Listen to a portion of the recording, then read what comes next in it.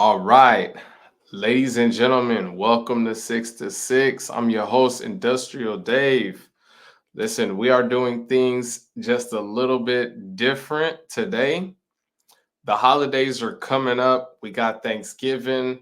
Unfortunately, it is my duty. I'm a little sad about this. I have to tell you what this video is about. There were two construction workers that were involved in an accident, and unfortunately, their families will not be able to enjoy their presents this holiday season. This is what we're going to talk about today. If you guys know, I talk safety every day. That is my job. There were two workers who were killed by a gas at a refinery in Deer Park, Texas. We're going to get into that. H2S, hydrogen sulfide, right? So actually, what I'll do here is I'm gonna play the video first, so you guys can get a glimpse of what's going on here. Yeah, that's right, Sherman. The Pemex plant is right behind me. We're not seeing any kind of flames or anything like that. Now, originally, this was thought to be an explosion, and according to the company, that's not the case. It was a gas release. And as you pointed out, Sherman, So with him saying the gas release, that is the H2S that I talked about. The hydrogen sulfide is the gas release. really created havoc on traffic. At one point, people were being diverted off of 225 at Beltway 8. Now, here in this general area, a number of businesses, they've closed down. There's a gas station here and a Jack in the Box. They both closed. And again, there is a shelter in place. Now, a few moments ago, we spoke to a man who works nearby. And as you can imagine, if you do this kind of thing for a living, you work at one of these plants, something like this really has to shake you up. Here's what he had to say. Now, this is every day. There are tons of refineries in the United States along the Gulf Coast, California, the East Coast, up there in New Jersey, Philadelphia. There are refineries everywhere.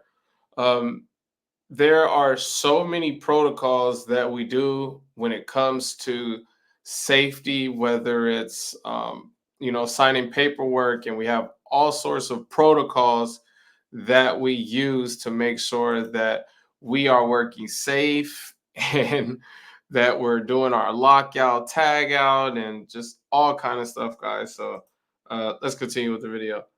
Say, does it concern you when you see something like this happen since you're in this? Definitely, sir. Yes.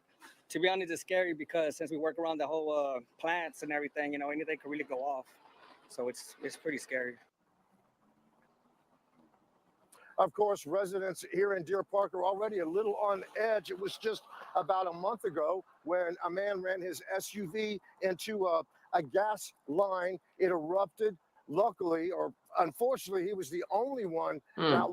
that was killed. But a number of houses were destroyed. People were kept away from their houses for several days. Of Oh. course, that's not going to be the case here. Again, the company says this is isolated, and of course, we'll keep you posted on the latest. Reporting live from Deer Park.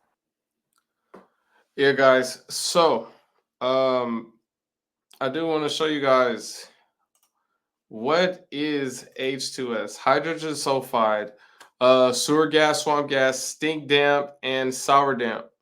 It is a colorless gas known for its pungent rotten egg odor at low concentrations, right?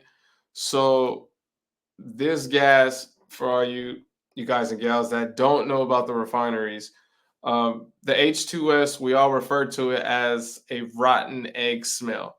Now, when you're walking around the refineries, we always have like these four gas meters that are some guys wear them on their hat, or they got to be somewhere near your breathing zone, so they detect gases, they detect explosions, exploding gases, which is called LEL, H2S, and low oxygen concentrations and so forth.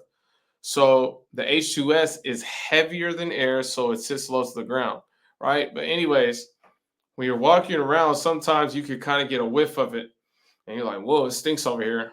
It's H2S. but that's at low concentrations. It's measured at, what is it? Parts per million is how it's measured.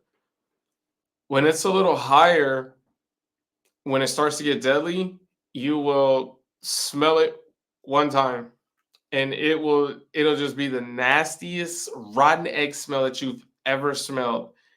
But you'll only smell it one time. And the problem is that once you smell it, it's killing all of your senses in your nose, all of your smelling senses. It just kills it off.